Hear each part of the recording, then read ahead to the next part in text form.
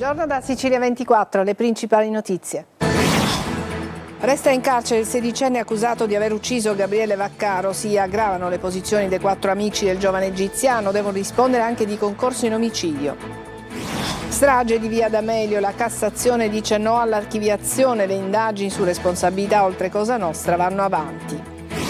Sospetto caso di malasanità nel Trapanese, paziente oncologico di Mazara del Vallo muore per emorragia dopo 2 ricoveri in 2 ospedali diversi. I familiari chiedono verità. A Catania operai al lavoro senza le necessarie misure di sicurezza sul tetto dell'ex palestra Lupo, lo abbiamo documentato e denunciato durante un nostro servizio TG.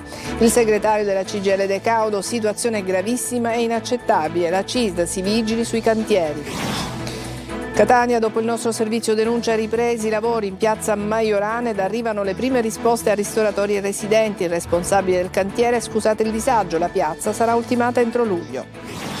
A Niscemi la musica diventa solidarietà. Domani 25 aprile va in scena l'arte e questo è il concerto di beneficenza a sostegno della comunità colpita dalla frana di gennaio.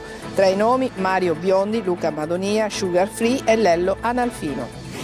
Calcio in Serie C, Catania domenica in trasferta sul campo dell'Atalanta Under 23. Toscano non avrà Quaini e deve ridisegnare il centrocampo. La gara in diretta in chiaro su Telecolor a partire dalle 17.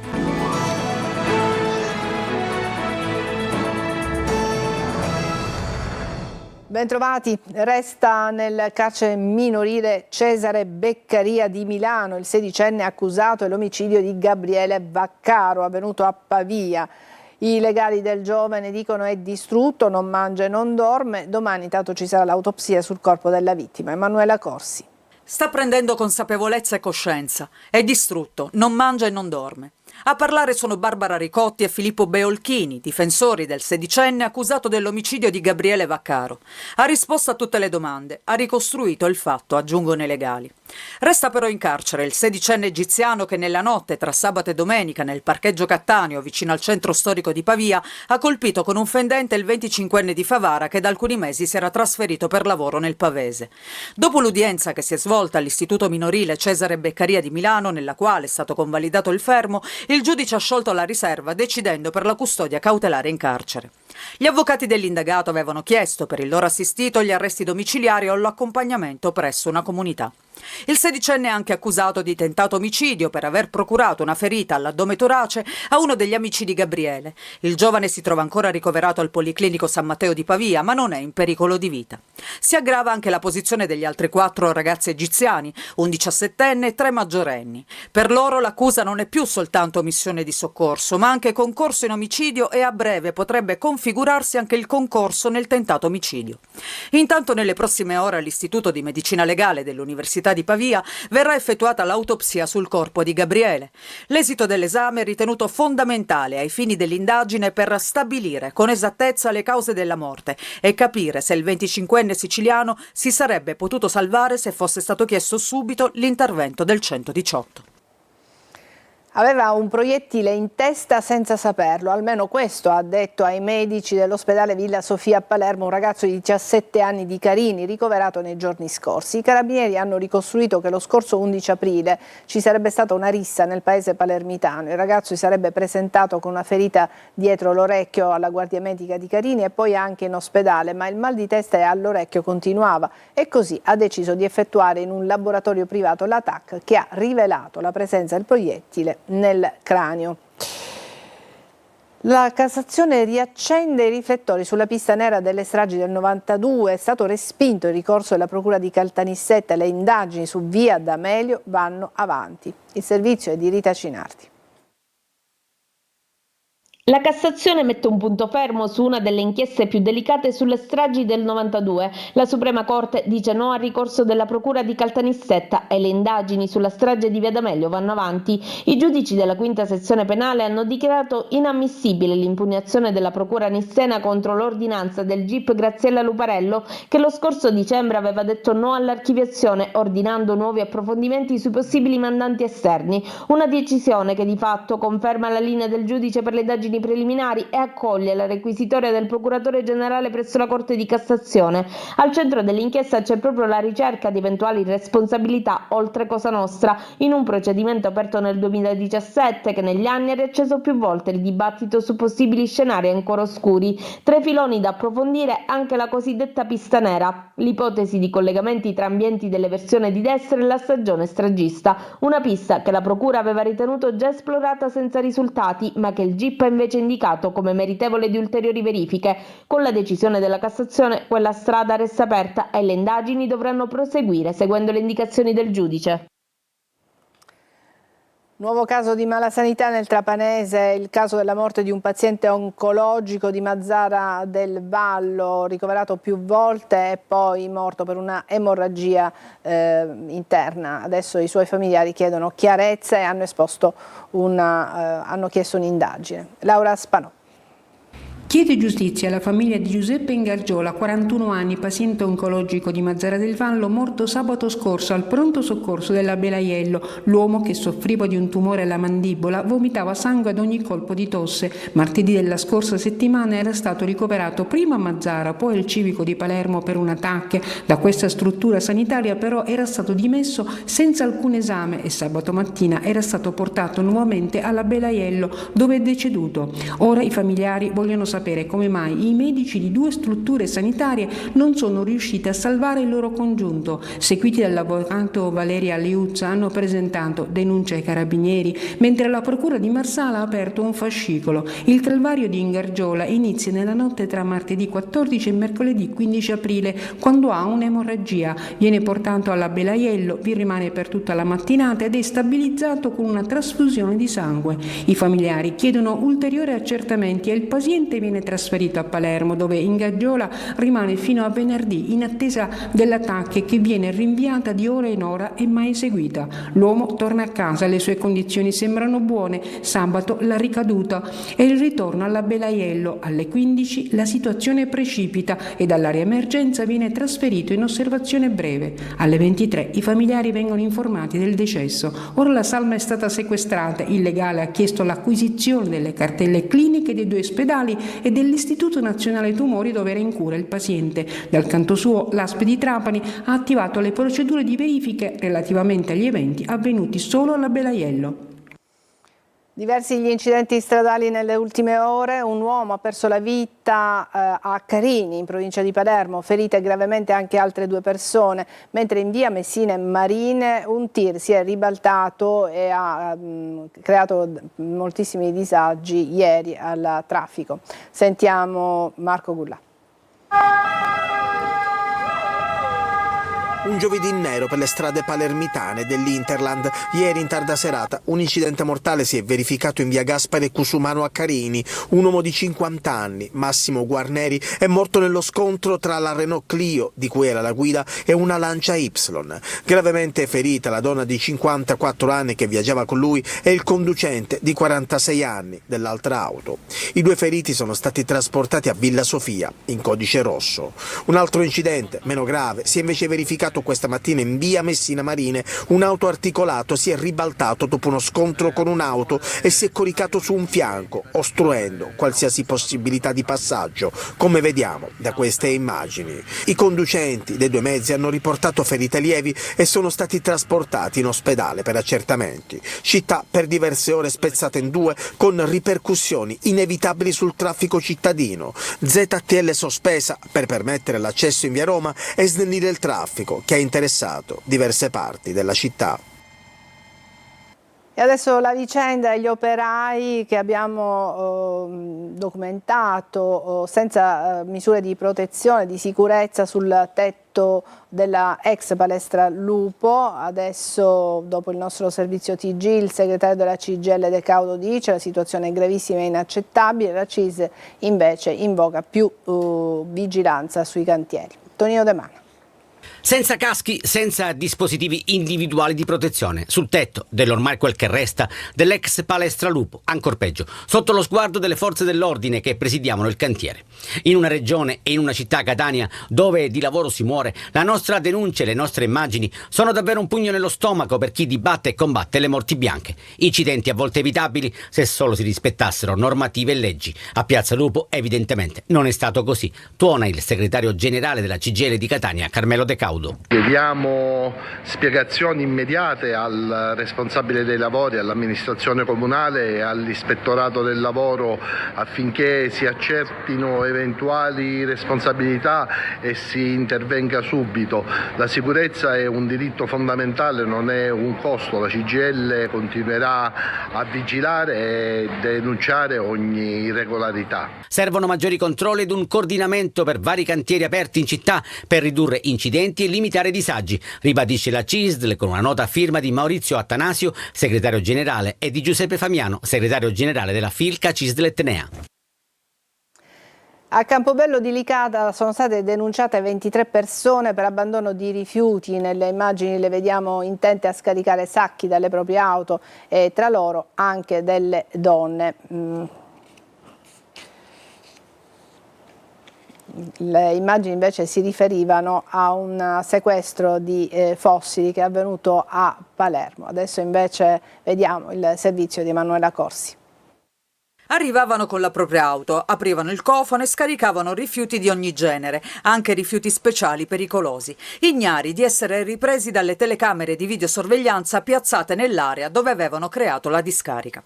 È l'ennesimo danno nei confronti dell'ambiente scoperto dalle forze dell'ordine che hanno denunciato 23 persone residenti nelle province di Agrigento, Caltanissetta e Catania, ritenute responsabili a vario titolo di abbandono illecito di rifiuti.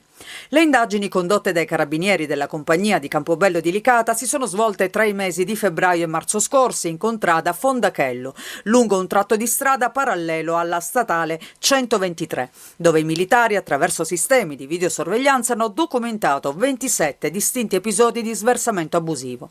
Nelle immagini vediamo diverse persone, anche una donna, mentre utilizzando i propri veicoli riversano su entrambi i lati della strada diverse tipologie di materiale. Qui vediamo due soggetti a bordo di uno scooter, rigorosamente senza casco, con un grosso sacco dell'immondizia. In queste altre immagini si vede una persona che lancia oggetti e svuota sacchi sparpagliando rifiuti. Contestualmente alle denunce, i carabinieri hanno interessato il comune di Campobello di Licata per gli adempimenti di competenza finalizzati al ripristino dello stato dei luoghi e alla bonifica dell'area.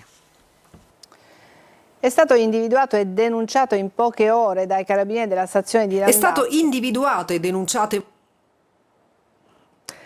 Di Randazzo un 34enne ritenuto responsabile dell'aggressione ai danni di due uomini di 66 e 71 anni. I fatti, documentati da queste immagini, sono avvenuti in un bar del centro intorno alle 22:30. Determinanti per le indagini le immagini che stiamo vedendo di videosorveglianza e gli accertamenti dei militari che hanno rintracciato il presunto aggressore nel cantiere in cui lavorava. L'uomo avrebbe ammesso le proprie responsabilità parlando di un litigio nato per futili motivi. Torniamo a Catania. Dopo il nostro servizio denuncia sono ripresi i lavori in piazza Maiorana e adesso arrivano le prime risposte ai ristoratori e anche ai residenti. Il responsabile del procedimento e dei lavori dice la piazza sarà ultimata entro luglio. Tonino De Mano. Si vedono finalmente gli operai ed arrivano anche le prime rassicurazioni per ristoratori e residenti che ricadono nell'area del cantiere per la riqualificazione di piazza Angelo Maiorana. Dopo il nostro servizio che evidenziava le difficoltà degli operatori della ristorazione, rimasti senza marciapiedi e soprattutto senza tempi certi di consegna dei lavori, siamo stati promotori di un confronto diretto, agevolato anche dall'impegno del vice sindaco di Catania Pesce. Ognuno ha spiegato le proprie ragioni, partendo dai disagi dei titolari delle attività che si affacciano sulla piazza. Vi sentite un po' risollevati in questo senso? Se ci garantiscono la pavimentazione, come dice lui, il massetto, sì. E il fine lavori il più presto possibile entro l'estate, sì. Le rassicurazioni maggiori sono il fatto che loro iniziano nuovamente a lavorare, il fatto che ci danno delle scadenze per la consegna della piazza. Ed arrivano le prime risposte. Lunedì cominceremo a sistemare quello che era il marciapiede, realizzeremo una prima parte che è praticamente il massetto sul quale sarà posato la pavimentazione finale, e per ridurre il disagio. Tempi di consegna della piazza? Su Piazza Majorana il programma prevede di finire a meno della piantumazione delle nuove essenze entro fine luglio. Intanto procedono gli interventi per l'abbattimento dell'ex palestra Lupo. Adesso una breve pausa, a tra poco.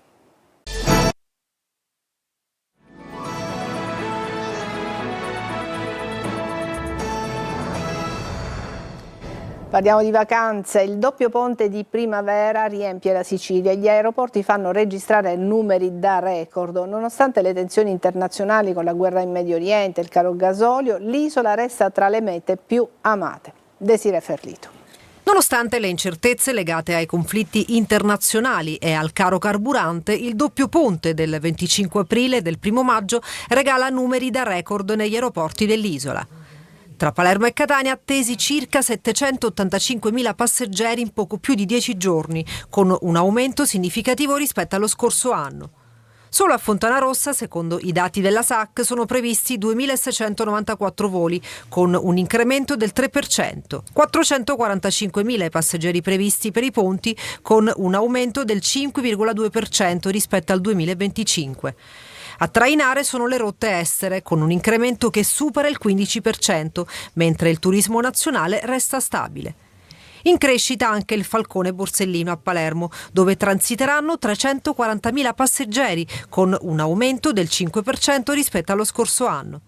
La giornata del picco sarà il 1 maggio, con 212 movimenti e oltre 33.000 passeggeri in transito. Dati positivi che al momento ridimensionano gli allarmi per le ripercussioni che la guerra in Medio Oriente potrà avere nella prossima stagione estiva dell'isola. Molto però dipenderà dall'evolversi della crisi internazionale. La Sicilia al momento risponde e lo fa con numeri da boom. Anni scemi, musica al servizio della solidarietà. Domani in piazza Vittorio Emanuele va in scena Art is This, l'arte è questa, il concerto di beneficenza a sostegno della comunità colpita dalla frana dello scorso gennaio. Tra i nomi figurano quelli di Mario Biondi, Luca Madonia, Sugar Free, Lello, Analfino. Sentiamo Roberta Lunghi.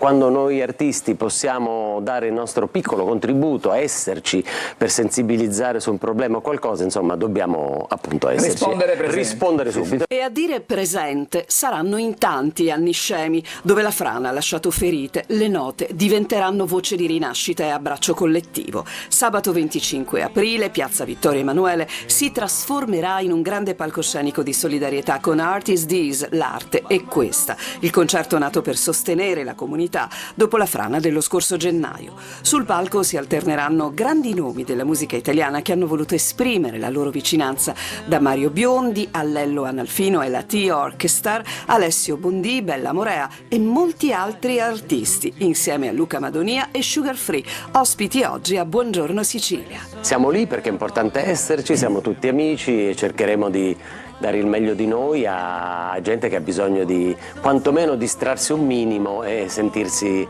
abbracciata. Se la vita ha un senso in questa vita, allora torneremo a viverla perché non è finita. Sicuramente una manifestazione del genere ci fa, come dire, ci fa suonare con una profondità maggiore.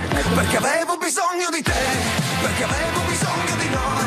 Avevo quel sogno da vivere una volta ancora. Durante la serata condotta da Desiree Ferlito e Ruggero Sardo, il pubblico potrà partecipare a una raccolta solidale con donazioni libere destinate a un fondo ufficiale del comune per sostenere concretamente gli scemi.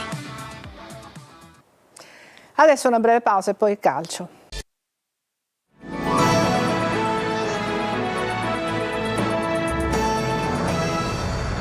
Eccoci al calcio, il Catania lavora sempre in vista della partita di domenica pomeriggio contro l'Atalanta. Dalla trasferta lombarda dipenderà la conquista del secondo posto in classifica. Non ci saranno lo squalificato Quaini e anche Corbari. Francesco Triolo. Una nuova tegola per il Catania, un dubbio in più per Mimmo Toscano. Per l'ultima gara della stagione regolare, la trasferta di domenica pomeriggio a Caravaggio contro l'Atalanta Under 23, il tecnico rosso-azzurro non potrà contare su Andrea Corbari. Il centrocampista, costretto a lasciare il campo anzitempo nel corso della gara con il Potenza a causa del riacutizzarsi di un fastidio già accusato nelle settimane precedenti, si è sottoposto ad accertamenti che hanno evidenziato una lesione distrattiva della fascia plantare del piede sinistro. La comunicazione è arrivata direttamente dalla società. Corbari ha già intrapreso il percorso di recupero, ma oltre a lui non saranno disponibili per la trasferta contro l'Atalanta Under 23 anche Rolfini, Casasola, altro atleta in fase di recupero, e lo squalificato Quaini. Così le soluzioni a centrocampo per il tecnico rossazzurro saranno limitate. Ci sono 2 giocatori di ruolo come capitani di Tacchio e Di Noia, con Jimenez che potrebbe rappresentare un'opzione legata più ad una soluzione che prevede un regista, così come nella seconda parte della partita contro il Potenza. Ipotesi che il tecnico ha tempo di provare sino a sabato. La squadra infatti svolgerà tutte le sedute in città per trasferirsi a Bergamo dopo la rifinitura di sabato mattina, e sull'aereo Toscano avrà già le idee chiare sul Catania da schierare contro l'Atalanta per mantenere la seconda posizione in classifica, fondamentale in chiave playoff. Per il momento è tutto, vi lascio alla rassegna stampa. Sicilia 24, la seconda edizione andrà in onda alle 14. A tutti una buona giornata.